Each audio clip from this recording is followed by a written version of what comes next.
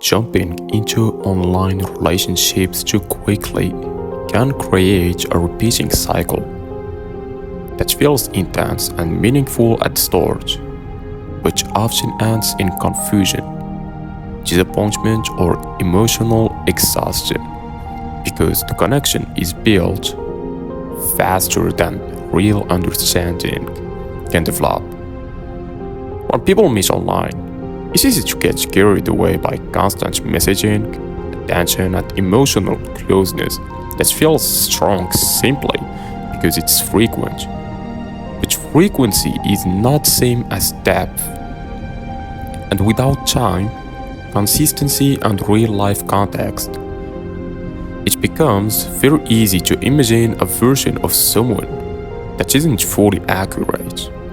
This is where problems begin, because strong early feelings can override judgment, making it harder to notice red flags or inconsistencies, and in some cases, it can even lead to situations where someone is not who they claim to be. As seen in cases of catfishing or manipulation, where emotional trust is used too early and too easily.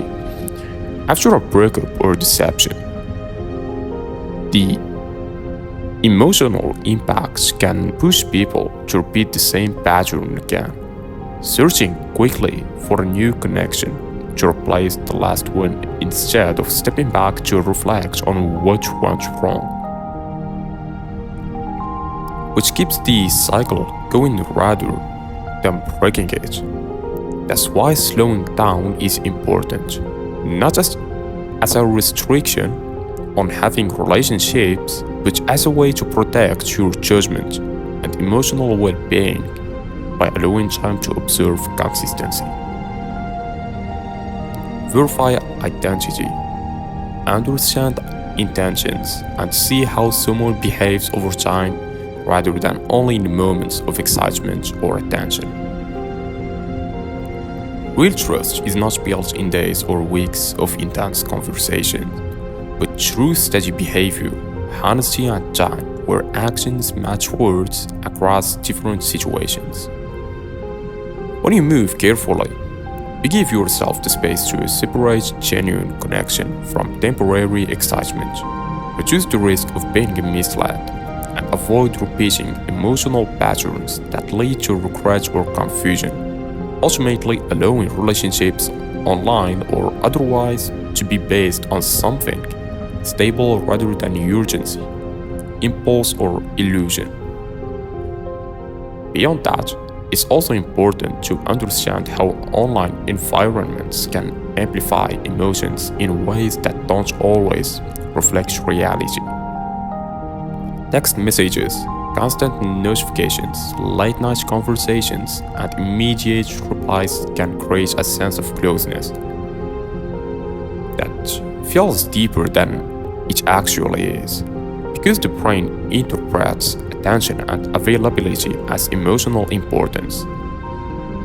This can lead to attachment forming much faster than it should in real life interactions, where you naturally see a wider range of behavior and have more time to process how someone truly acts in different situations.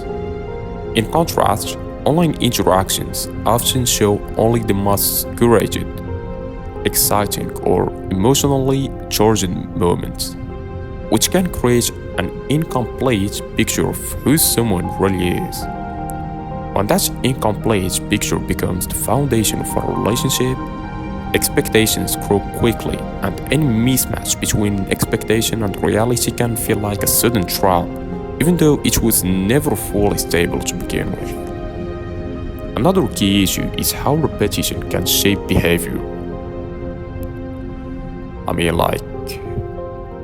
When someone repeatedly enters short online relationships, the mind can start to normalize the cycle of intense start, emotional peak, and quick end, making it feel like this pattern is, how relationships are supposed to work. Over time, This can make patience feel unnatural or unnecessary, even though patience is actually one of the most important parts of building anything stable.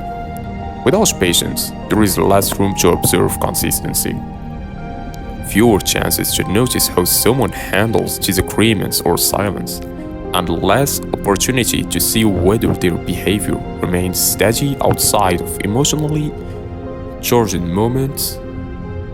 This increases the likelihood of misjudging compatibility or trusting too quickly based on emotion rather than evidence.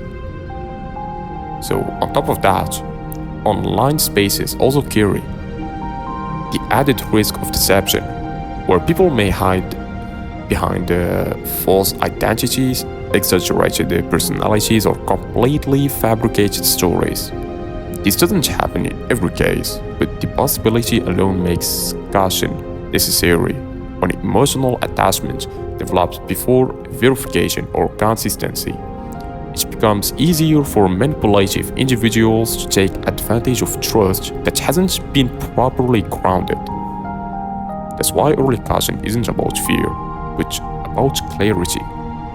Making sure that what you believe about someone is actually supported by time and behavior, not just words or temporarily emotional highs. So, in the end, the most important idea is not to avoid relationships altogether, but to approach them with awareness, patience, and emotional control. Slowing down doesn't reduce the possibility of genuine connection. Instead, it increases the chance of that what forms is real, stable, and mutual rather than rushed and fragile. When people learn to separate excitement from certainty and attention from trust, they give themselves a stronger foundation, not only for relationships, but for how they understand and manage their own emotions in any situation involving others.